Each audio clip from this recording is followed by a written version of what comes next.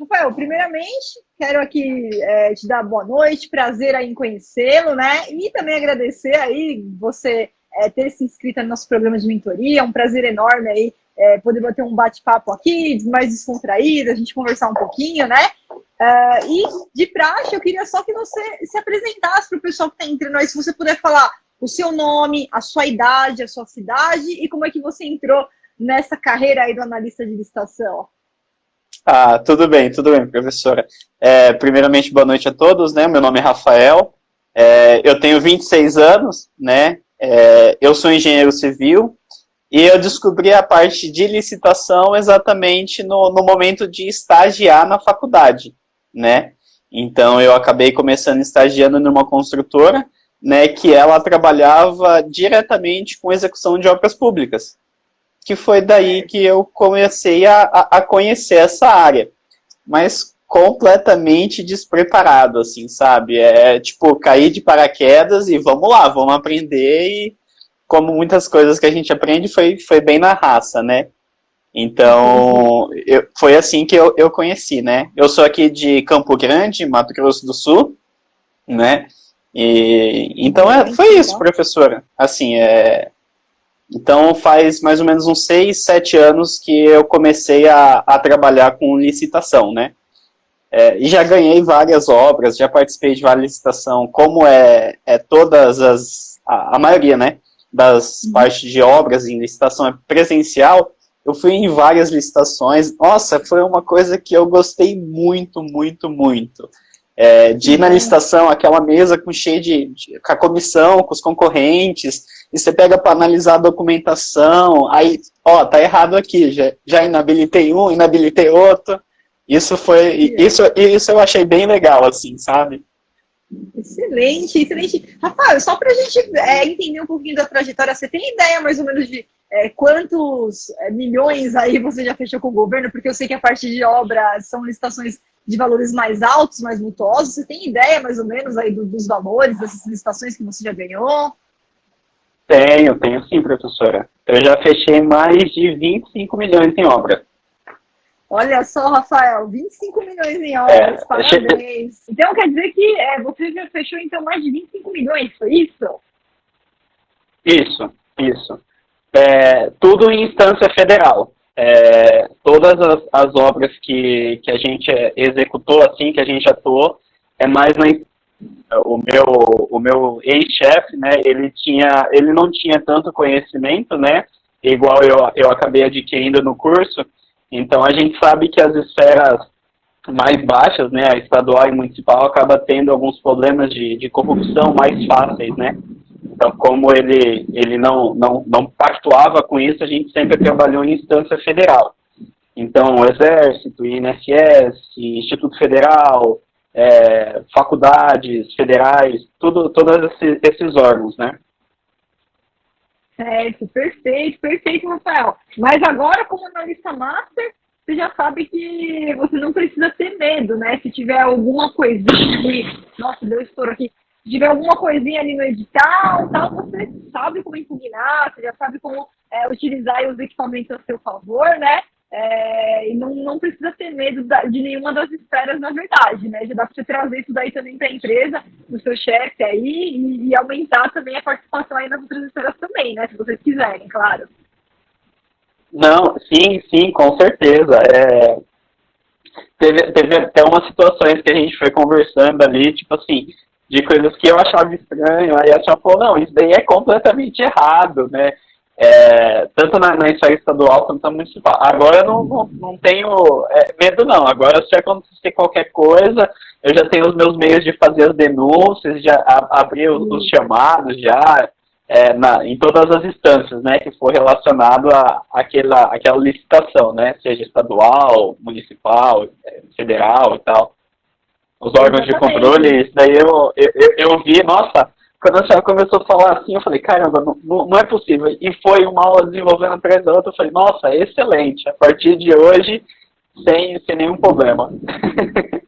Que bom, excelente, Rafael. Muito feliz, então, não precisa ter medo, pode partir aí para todas as esferas, né? Porque às vezes, como você disse, seu chefe, né, já tiveram aí imagina, um faturamento de 25 milhões aí, nesses contratos que vocês fecharam, tá?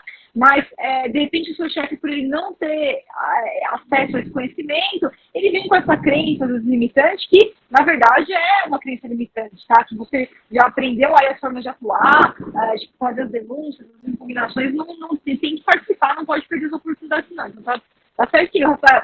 E, Rafael, vamos lá, então, o que eu posso te ajudar aí nessa mentoria de hoje? Sim, não, eu tenho algumas dúvidas anotadas, né? Mas também gostaria de parabenizar a senhora, toda a equipe que a senhora tem, e também os outros analistas que lá na nossa comunidade vai respondendo as nossas dúvidas e tal. Isso tem me ajudado bastante. E eu já coloquei até em algumas aulas que a maioria das dúvidas, uma são respondidas na próxima aula, né? Então é fascinante isso, é muito, muito bem montado, tá? O conteúdo é muito didático, tá? De parabéns a todos aí.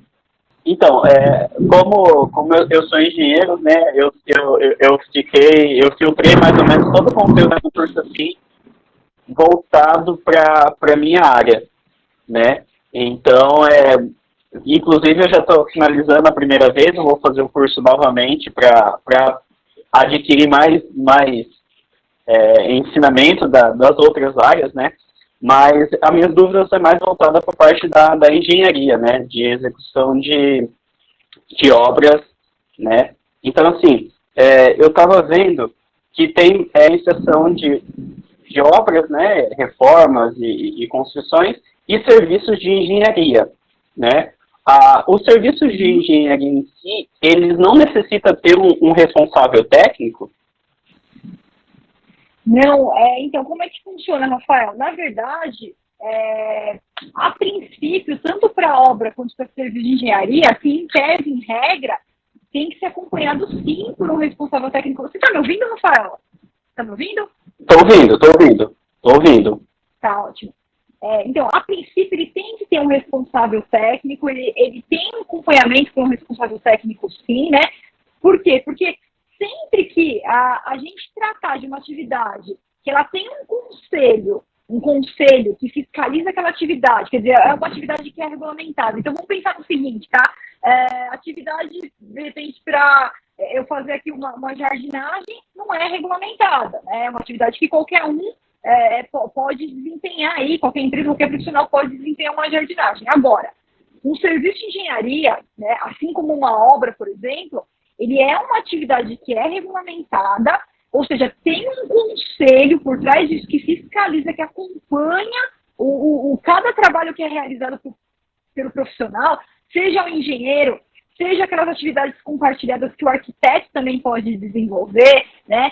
Seja um outro tipo de serviço que a gente tem aí, outros profissionais que também possam acompanhar, mas, de fato, a gente tem um conselho que fiscaliza, por exemplo, o CREA, ou o CAL, no caso dos arquitetos, né, que agora que já faz um tempo que está separado.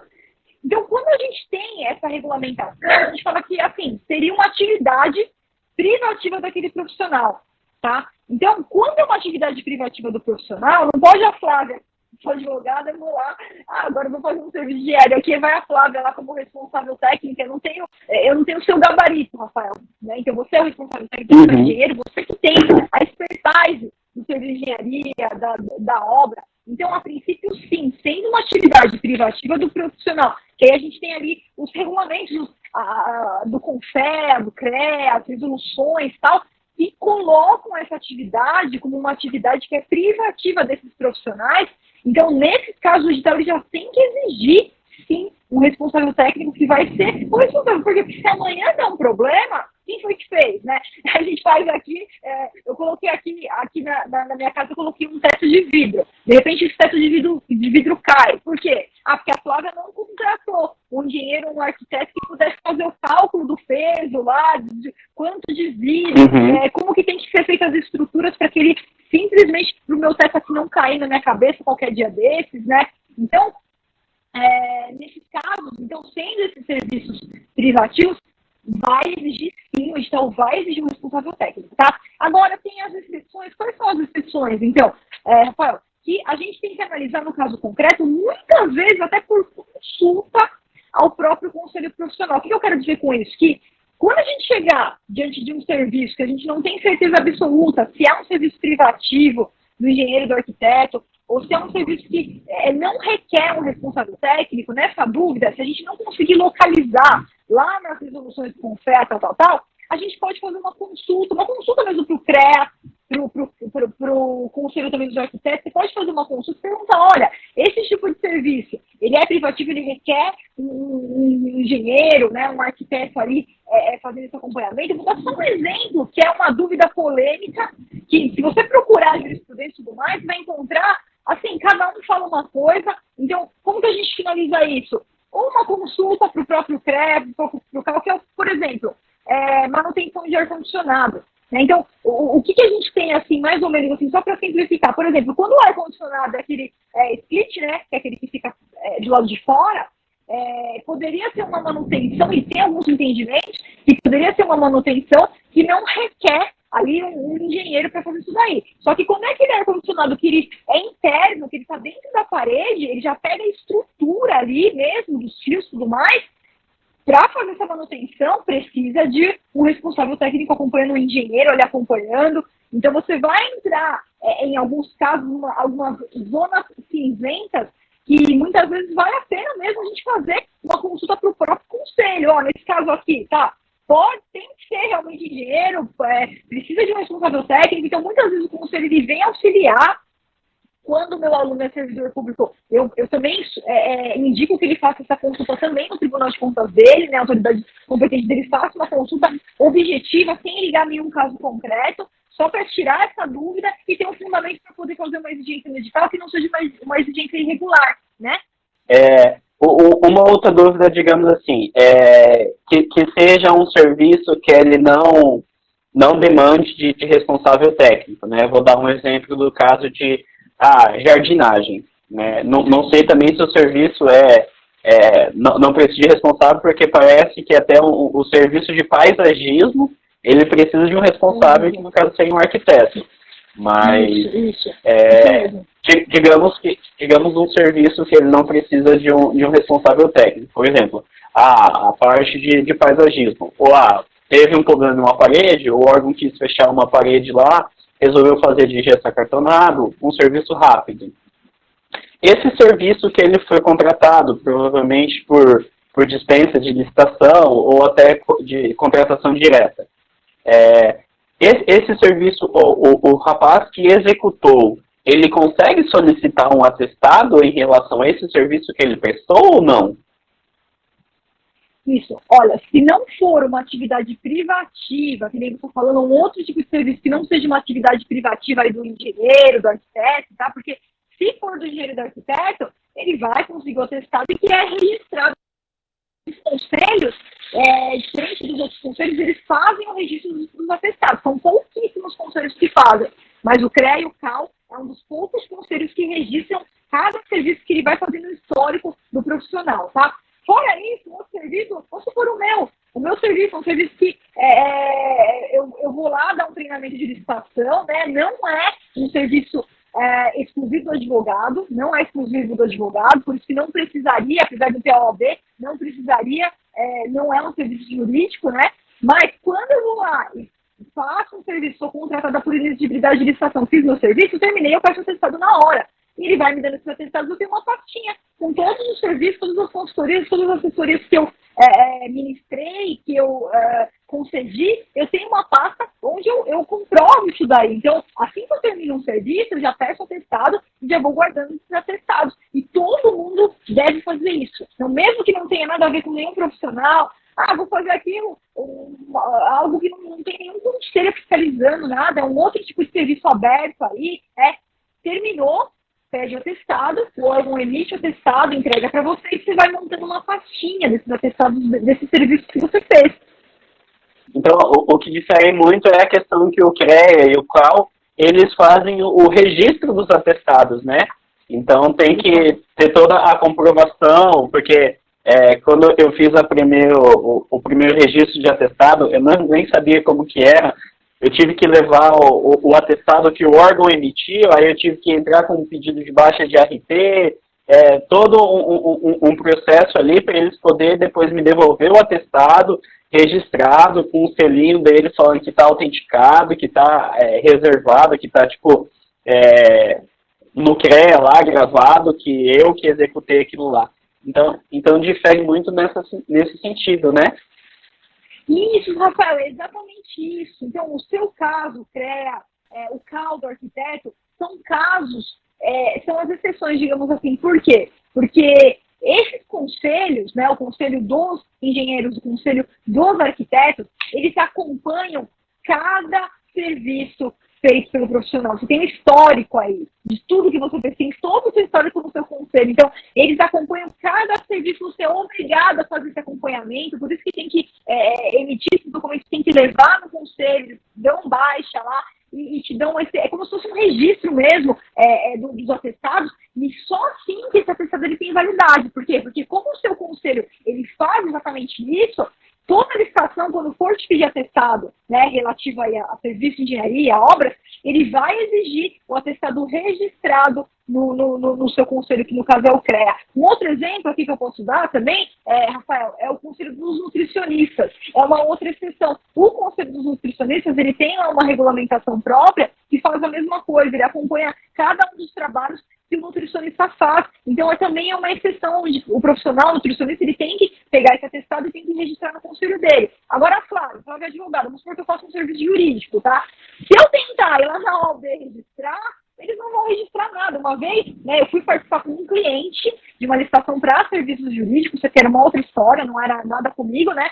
E no edital eles copiaram a Lei 866. Porque se você pegar a Lei 866, ela vem escrita exatamente assim, olha, atestados registrados no conselho, tal. Eles copiaram e colaram no edital. Só que era um edital para um serviço onde o conselho, que é a OAB, não registra atestado nenhum. Então, o que eu fiz? Eu entrei em contato com a OAB aqui da minha cidade, falei, viu, eu estou aqui com essa licitação, isso daqui, você pode mandar um e-mail que seja informando que a OAB não faz registros de atestado? Claro. E mandaram um e-mail, imprimiram um e-mail, usei para impugnar o edital. Gente, é humanamente impossível isso que vocês estão pedindo. Só se pede atestado registrado quando o conselho faz o registro dos atestados. Então, no seu caso, Rafael, não tem jeito. Como você é engenheiro, como você vai para a área da engenharia, para a área de serviço de engenharia, de obras, então os seus atestados eles são todos registrados. Então, assim, não seria possível, numa licitação, o cara me chega lá com atestados de serviços que dispensa de licitação, né, que não precisou ser acompanhado por um profissional, então não teve registro, então é só um atestado do próprio órgão sem o registro do CREA. Então, esse praticamente seria um atestado desqualificado, né? Que não poderia ser utilizado na licitação, porque no edital ele pega e pede que seja registrado no conselho. Isso, mas somente se for um objeto que o conselho registra. Se você estiver falando de obras de engenharia, o seu raciocínio está certíssimo. Se você está falando de, eu vou vender água mineral, aí não, porque aí nenhum atestado vai ser registrado, né? Então tá certíssimo o raciocínio. Para obras, para serviço de engenharia, porque o conselho ele faz o registro. Então, aí sim, se de repente você fica sabendo, você está lá na licitação, aparece seu concorrente, vamos fazer aqui uma obra, fazer um serviço de engenharia. Aí aparece concorrente, né? Requer um responsável técnico. E o edital, ele vem exigindo o atestado registrado no conselho. Aí você chega lá, seu concorrente está com atestados ali, sem nada, você pode mandar bala. Vai lá, entra com recurso e tira ele da jogada. Eu já inabilitei concorrentes que, quando você vai participar, você tem que apresentar o CAT, né, que é o certificado de autenticidade técnica do atestado. Aí você tem que apresentar o atestado, que é a relação de itens quantitativos que você executou, e mais um item. E aí ele chegou lá com o atestado, só o atestado registrado sem o CAT. Aí, na hora, eu já falei, olha, tá em conformidade com o item tal, então não é legal. Em uma outra vez, aconteceu que não era registrado, não pertencia ao quadro da empresa, e também não estava com um contrato para possível contratação, né? Aí eu falei, olha, você apresentou o atestado, mas não tem de quem que é, né? Aonde que é esse cara? Da onde que é esse profissional? E inabilitei também. Duas situações que eu utilizei dessa situação para poder inabilitar concorrentes durante o processo de licitação. Excelente, excelente, Rafael. É assim mesmo. Você vai utilizando esse conhecimento aí, né? E aplicando isso, você consegue tirar os seus concorrentes da jogada. É bem interessante, né? Porque quando você pega que nem esse atestado, né, do responsável técnico, tá bom. É o responsável técnico e vai ser o responsável técnico se ganhar a licitação por esse serviço aqui, né? Por essa obra, por esse serviço, tá? Mas então ele tem que ser pelo menos 3 pessoas. Ou ele tem que ser o sócio, ou ele tem que ser CLT, ou ele tem que ser um terceiro normal, mas que tenha um contrato de prestação de serviços, né? No caso, não faz parte dos quadros da empresa, mas ele se compromete a, se a empresa ganhar, ele que vai atuar, então tem um contrato ali normal de prestação de serviços e ele que vai atuar como responsável por aquele objeto, pela execução daquele contrato. Então, tá certinho, se não tinha o contrato, não era sócio, não tinha CLT, ele não estava em nenhuma das 3 possibilidades, e daí você tem que inabilitar mesmo. Sim, foi isso que eu fiz. Recorrer, né? Ô, professora, e solicitou a inabilitação. na hora da licitação ali mesmo, a CPE, depois da gente fazer as análises da... Não, nem precisei, foi na hora ali. Finalizou a análise de todos os concorrentes ali, aí o chefe lá, o presidente da comissão, perguntou, alguém quer fazer algum apontamento? Aí eu me manifestei, apontei, eles foram lá, pegaram, verificaram, e ali mesmo pegou e soltou, que estava inabilitado, porque realmente estava em discordância, e seguiu o certame. Né? Foi muito bom. O pregor, ele já como sinalização, o órgão ele já verificou que o erro estava ali, que não adiantava ele ir para frente, né, habilitar, porque seria um tiro no pé, né? Atrasaria mais o processo deles, né? Porque aí ia abrir o prazo, aí 5 dias para manifestar, e depois mais 5, aí até dar bom, então ele acabou sendo mais rápido. Professor, só abrindo uma aspa, né, nessa situação. Eu tive uma vez uma licitação em um órgão que um dos membros da comissão era um engenheiro civil, né, que fazia parte de verificação do quadro técnico, né. Eu acho que foi a melhor equipe assim, que eu cheguei a participar, que tinha lá os membros da comissão, aí tinha um contador só para a parte contábil, aí tinha um engenheiro só para a parte técnica. Só que depois que teve o processo da licitação, a gente ganhou, esse engenheiro ele veio ser o fiscal da obra. Isso pode? O engenheiro da administração que estava julgando? Isso. Tá, não, isso não pode, tá? Isso não pode. Quem aquela divisão, aquela segregação das funções, né? Que na verdade, assim, quem planeja não executa, quem executa não julga. Então, assim, ele não pode fiscalizar o que ele julgou ali na licitação. Então, teriam que ser 2 pessoas separadas. Isso daí a gente tem jurisprudência a rodo aí que quem participa do julgamento lá, a comissão de licitação, participou do julgamento, ele não pode fiscalizar. Até poderia, apesar de ter o princípio da segregação de funções, até poderia, de repente, ele participar da etapa de planejamento, lá da etapa interna, e de repente seu fiscal não é o que, por exemplo, o Tribunal de Contas da União, ele ensina aí, mas a gente sabe que tem muitos municípios, muitos estados ou alguns órgãos que têm uma carência de servidores, e até seria aceitável quem faz parte do planejamento ir lá fiscalizar, tal, mas quem julga não fiscaliza. Então, isso daí tem realmente o órgão, você pode até fazer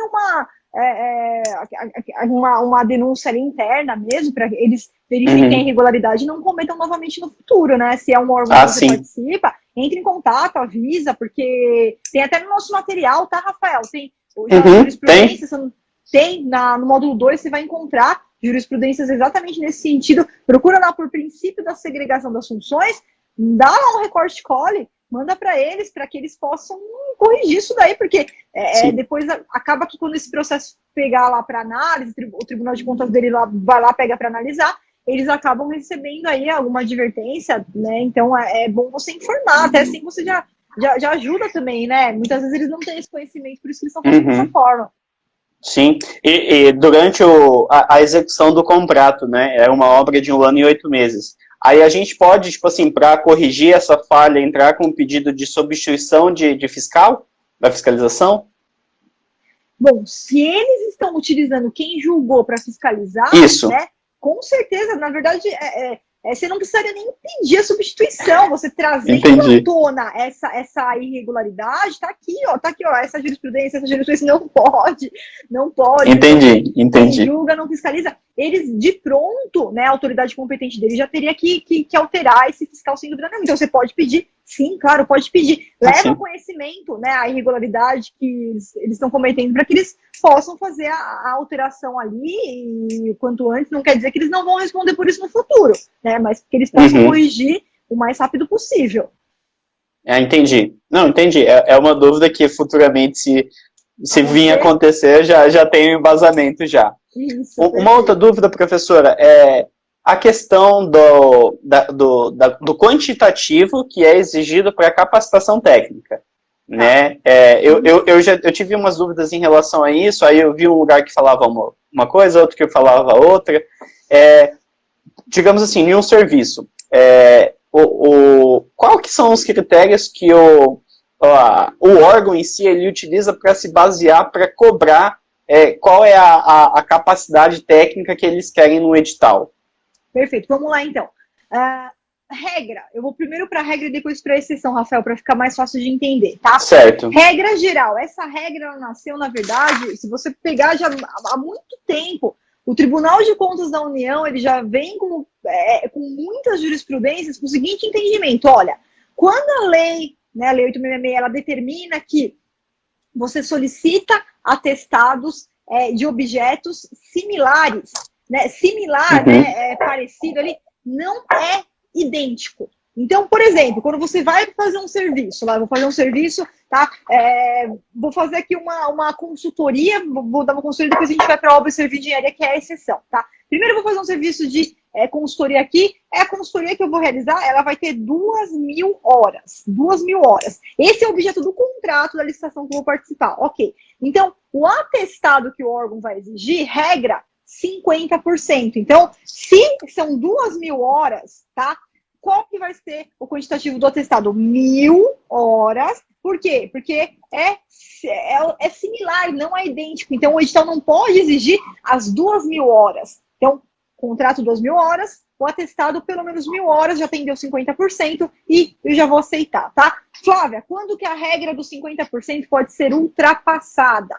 A regra dos 50%, ela vai ser ultrapassada quando a dimensão do objeto implicar, né, a técnica que você vai utilizar para fazer aquela construção, para fazer aquele serviço, ele implica diretamente na dimensão do objeto. O que eu quero dizer com isso, Rafael? Você, como engenheiro, sabe muito melhor do que eu que construir um prédio de 100 andares é uma técnica totalmente diferente de eu construir um prédio de 50 andares. Então, construir uma ponte lá de 10.000 metros é uma técnica totalmente diferente de construir uma ponte de 5.000 metros. Então, quando, né, a técnica que vai ser utilizada para implementar aquele serviço, implementar aquela obra, ela implicar diretamente na dimensão, com técnicas diferentes, com pilares diferentes, a gente vai poder justificar nos autos do processo e ultrapassar esse 50%. Flávia, quem é que vai dizer isso? O engenheiro, nesse caso. Nesse caso é um engenheiro, né? Então não é o advogado, não é...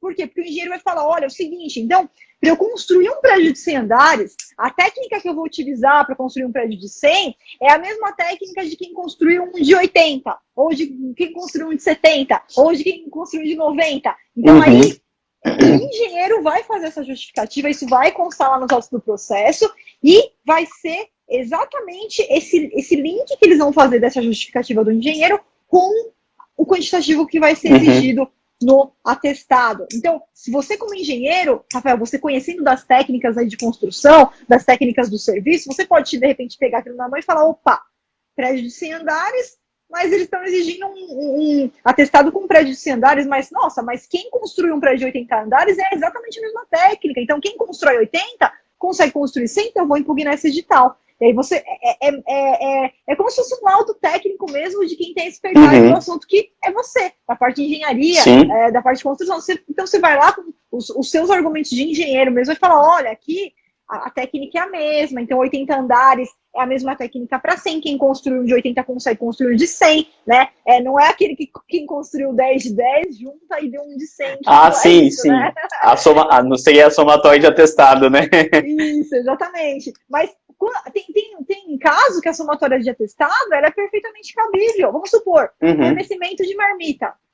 Aqui eu vou ter que fornecer 2.000 marmitas por dia. Então, eu quero exigir que o contratado, ele comprove que ele consegue fornecer pelo menos 1.000 marmitas por dia, tá? Só que eu posso autorizar, sim, a somatória de atestado, porque no mesmo dia ele entregou 200 marmitas aqui, 300 ali, 500 ali, mais 100 ali, pronto, deu 1.000.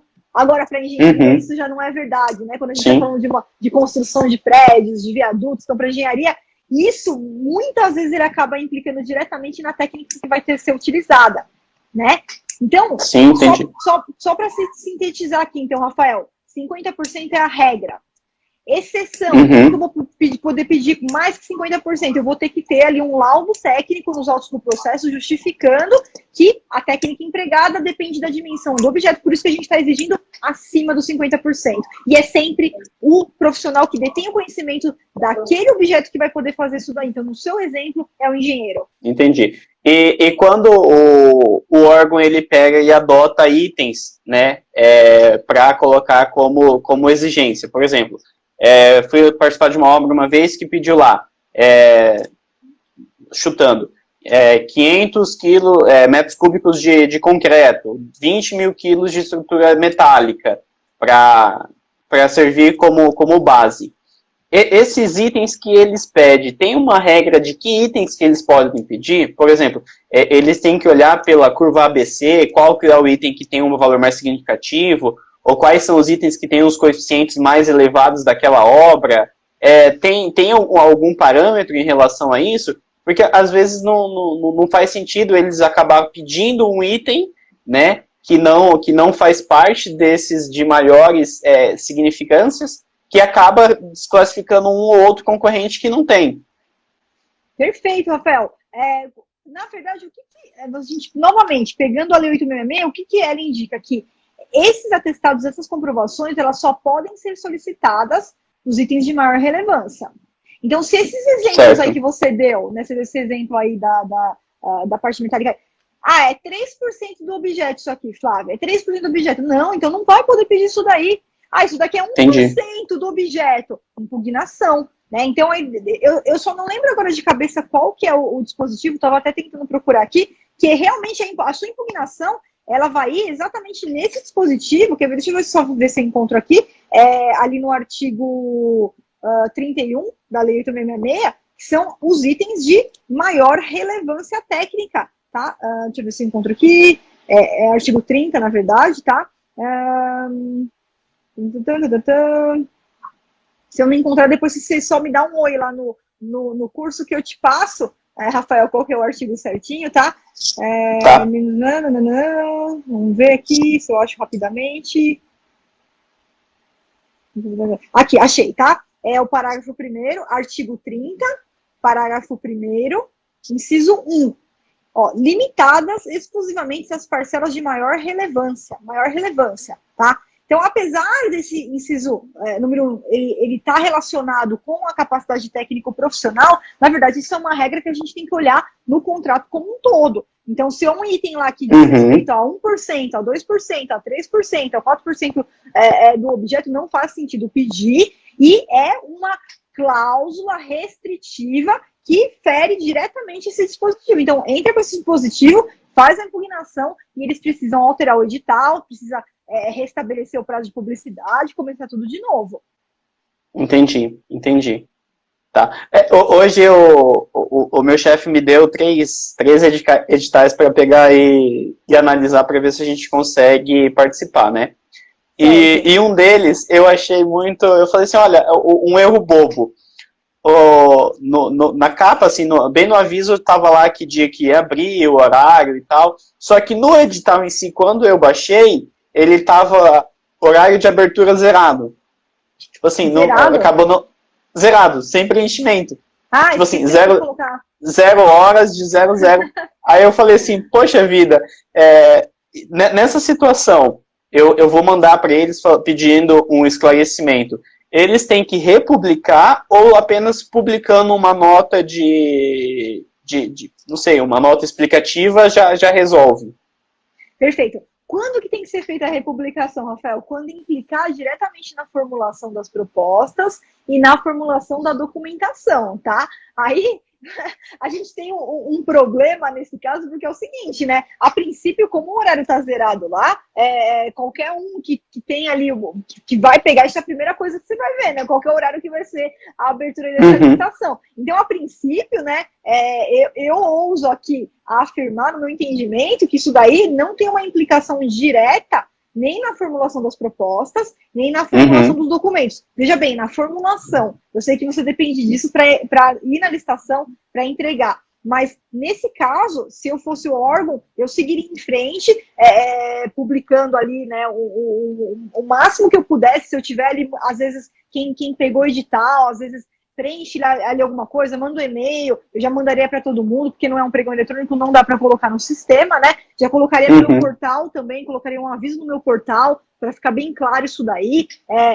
porque, é claro, o licitante ele vai pegar aquilo na mão, né? No momento que ele olhar, opa, cadê o horário? Não tem. Ele vai entrar em contato com o órgão, e daqui para frente ele já corrigir isso daí, né?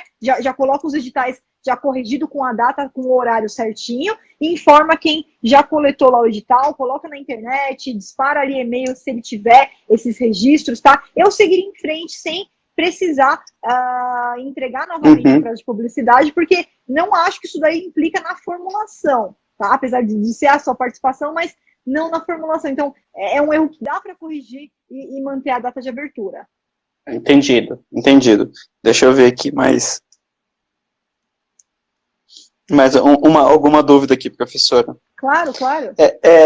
Eu não sei se a senhora vai conseguir ouvir lá que a parte de proposta, assim, de planilha orçamentária, essa parte não entraria muito no nosso debate. Mas, em relação à parte de validade da proposta que tem. Certo. O órgão, uma vez eu achei muito estranho, era no ano passado, 2020, a gente foi participar de uma licitação que o órgão adotou uma planilha base de 2017. Isso daí a gente teria já um valor de item defasado. Isso a gente conseguia entrar com pedido para fazer uma correção, uma atualização desses valores antes mesmo de ocorrer a licitação?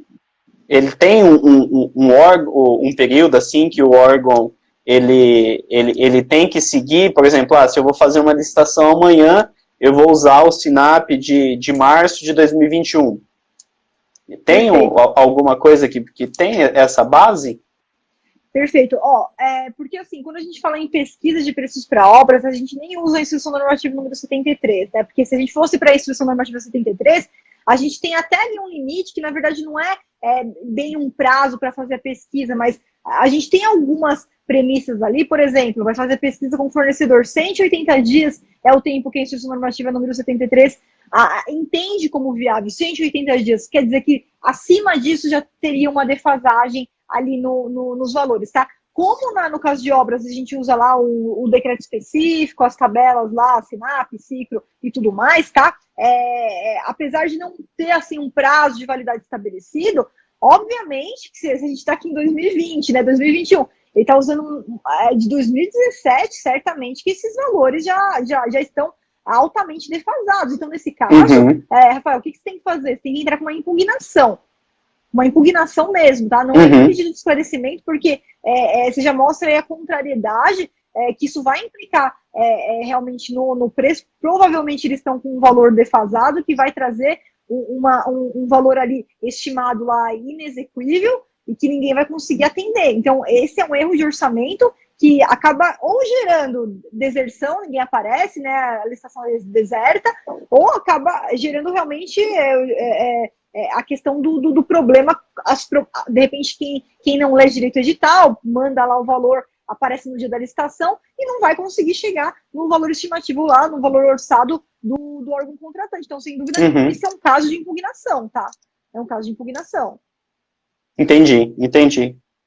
Então já seria, tipo, um pedido de impugnação direto, nem de esclarecimento, né? Não, já é impugnação direta, sem dúvida. Certo. Professora, lá, bem no início do curso, a senhora pega e fala de como que o analista em si ele pode estar atuando, né?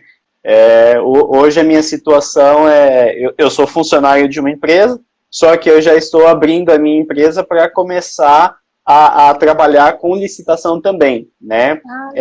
Eu vou trabalhar de forma pequena, né? Pegando apenas dispensas e inexigibilidade de licitação, né? Só que eu também gostaria de atuar um pouco como essa parte da consultoria em si. Só que eu tive uma dificuldade quando eu fui abrir, quando eu entrei em contato com a parte da contabilidade, que até, se eu não me engano, foi para mim, tipo, falar que esse serviço de consultoria que eu vou prestar, né? Eu posso, tipo assim, emitir uma nota fiscal por esse serviço ou não? Como que seria? Perfeito, então. Não, com certeza, Rafael, é assim, você tem duas formas de você atuar como analista consultor, né? Por que eu tô te falando isso? Porque, a princípio, você prestar serviços de consultoria, você pode prestar um serviço de consultoria como pessoa física emitindo recibo. Sendo na sua prefeitura, você pode entrar em contato com a prefeitura mesmo, você tira lá um recibo de RPA, a gente chama de RPA, né? Recibo de autônomo mesmo, tá? E para você, fecha um contrato com o seu cliente e você é contratado como autônomo, como Rafael autônomo mesmo, sem CNPJ, sem pessoa jurídica. O que vai acontecer? Com o passar do tempo, pode ser que você sinta a necessidade de falar, não, Flávio, eu quero assim me apresentar como empresa, eu quero ter um CNPJ, ou às vezes eu comecei a pegar empresas, clientes, que são empresas grandes e que o financeiro deles exige nota fiscal. Tá? Então, às vezes, algum cliente seu começa a chegar para você e falar, não, eu quero te contratar, mas eu quero que você abra uma pessoa jurídica para que eu possa trabalhar com a contratação de pessoa jurídica para pessoa jurídica, com a emissão de nota fiscal. Então, quando isso acontecer, aí você vai sentir que já chegou a hora de você ir lá e abrir o seu CNPJ. Aí, qual que é a questão? Você não vai poder abrir um MEI, porque o MEI não presta consultoria, então você vai ter que começar a abrir a partir de uma microempresa. E sim, com uma microempresa aberta, aí até você chegar no seu limite de faturamento, se precisar passar para uma EPP sem problema nenhum, você abriu a empresa, tem o CNPJ, você vai poder fazer a emissão das suas notas fiscais, porque aí ele está contratando não o Rafael autônomo, ele está contratando a sua pessoa jurídica com a emissão de nota. Sim, só que eu até tentei colocar, numa das aulas a senhora pega e até indica um KNAI, né, que serviria para essa parte de consultoria. Só que eu tentei inserir esse KNAI nessa empresa que eu estou abrindo, só que aí o pessoal da contabilidade me falou que eu não poderia fazer isso, né? Por quê? Porque eu teria que fazer o registro no conselho de administração, teria que ter um administrador registrado para ser responsável técnico da minha empresa. Então, tudo isso eu precisaria para mim poder vincular aquela atividade no meu quadro de atividades. Então, para mim, Oi. Não fui eu que indiquei KNAI, não. Talvez foi algum outro analista que respondeu para você. Por quê? Por que eu não faço a indicação de KNAI? Porque realmente esse é um papel, Rafael, que o contador ele vai ter que te ajudar, mas só para você ter uma ideia, tá? Eu até já fiz uma consulta com uma amiga minha que é contadora, que trabalha com a parte de consultoria também em licitações, tá? E, inclusive, existe um KNAI que ela até me mandou. Depois, se você puder, me chamar lá na plataforma do curso, tá? Me manda uma mensagem em qualquer uma das aulas lá, que eu vou te mandar qual que é o KNAI que ela me passou, tá? Onde você não precisaria ali de ter, de repente, ali um responsável técnico. Então, tem as saídas, mas por que eu não indico o KNAI? Porque é uma atividade do contador que eu não tenho esse know-how para conseguir passar todo esse passo a passo, que é um passo a passo de abertura de empresa mesmo, tá? Mas, como eu já conversei com o contador, inclusive, se você precisar da indicação dela, talvez para te ajudar nesse passo a passo inicial aí para a abertura da sua empresa, eu posso o contato dela também, tá?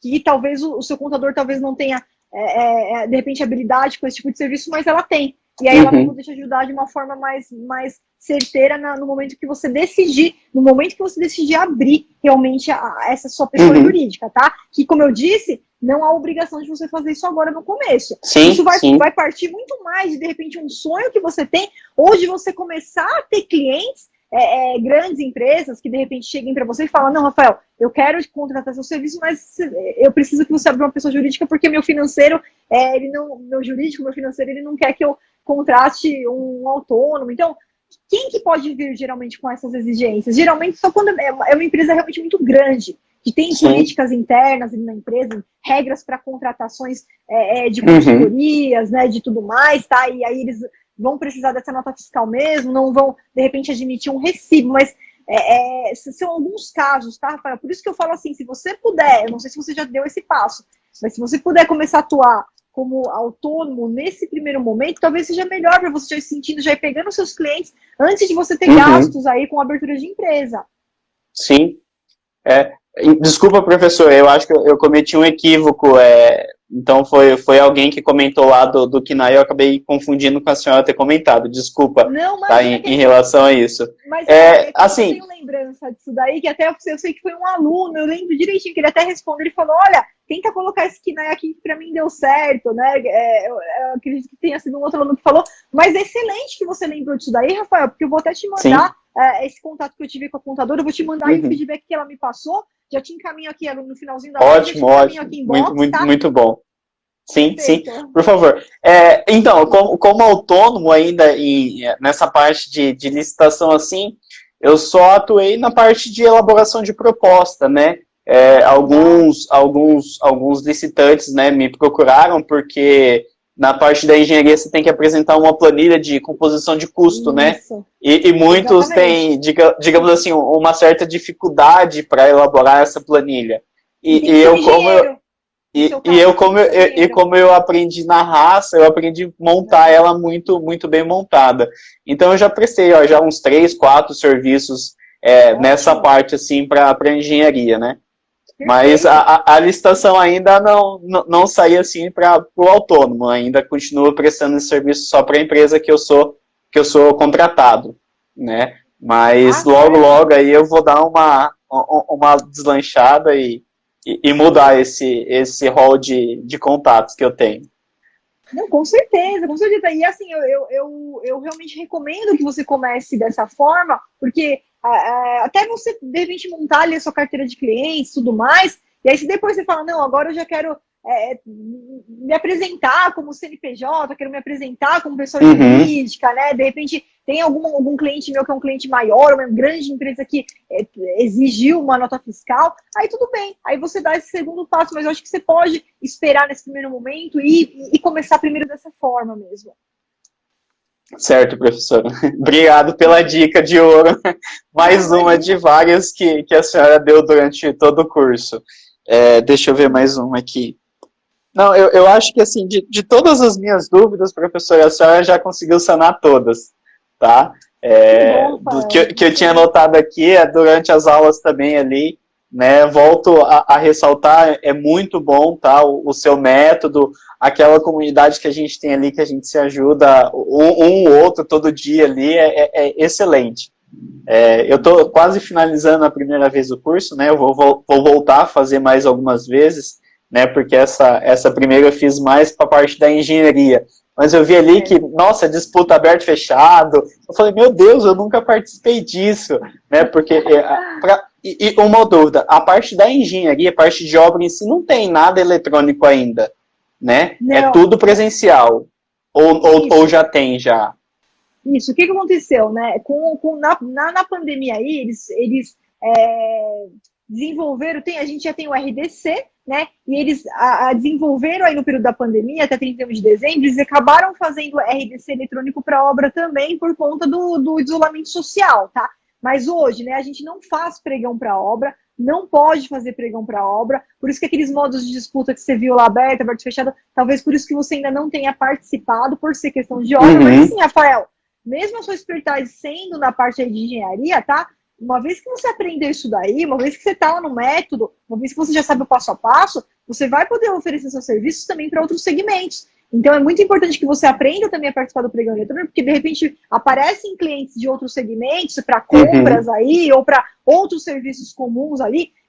Serviços de engenharia comum, ele também é licitado por pregão, então pode aparecer na sua mão um serviço de engenharia comum e que você vai fazê-lo ali por pregão. Então, hoje ainda só a parte de obra mesmo, que a gente tem a restrição que não pode ser feita pelo pregão eletrônico ali, não pode ser feito, tá?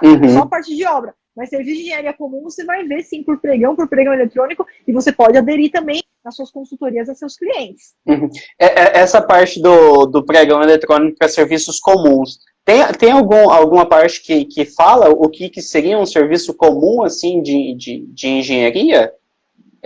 Tem alguma coisa para a gente saber? Porque assim, eu imagino que alguns órgãos, eles, por conta de tudo isso, eles querem facilitar o processo deles, né? Aí às vezes acaba publicando um pregão eletrônico para serviço comum que acaba não se classificando como um serviço comum de engenharia.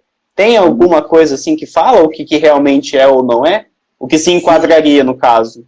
Isso, na verdade, a gente tem alguns critérios que a gente aplica. Não existe um anexo determinando quais são os serviços de objeto comum, mas lá no módulo 2, o que a gente faz? A gente faz a aplicação de algumas teorias. Então, por exemplo, é um objeto que qualquer empresa do ramo consegue prestar, não requer um nível aprofundado do executor, né? É um objeto que eu posso descrever de forma objetiva no edital, que eu vou conseguir fazer uma descrição objetiva ali, só lendo o edital, que eu posso centralizar a competição ali na questão do preço, né? Quem me atender ali os requisitos mínimos, eu posso centralizar na disputa do preço, tá? Então, esses são os critérios que a gente aplica para definir se aquele serviço de engenharia é comum ou não. Em tese, é fácil de encontrar no mercado, não demanda uma busca maior pelo fornecedor, qualquer empresa da área consegue formar, não tem um requisito a maior aí do seu executor, né? Consigo fazer a disputa centralizada nos preços, somente na disputa de preço, menor preço.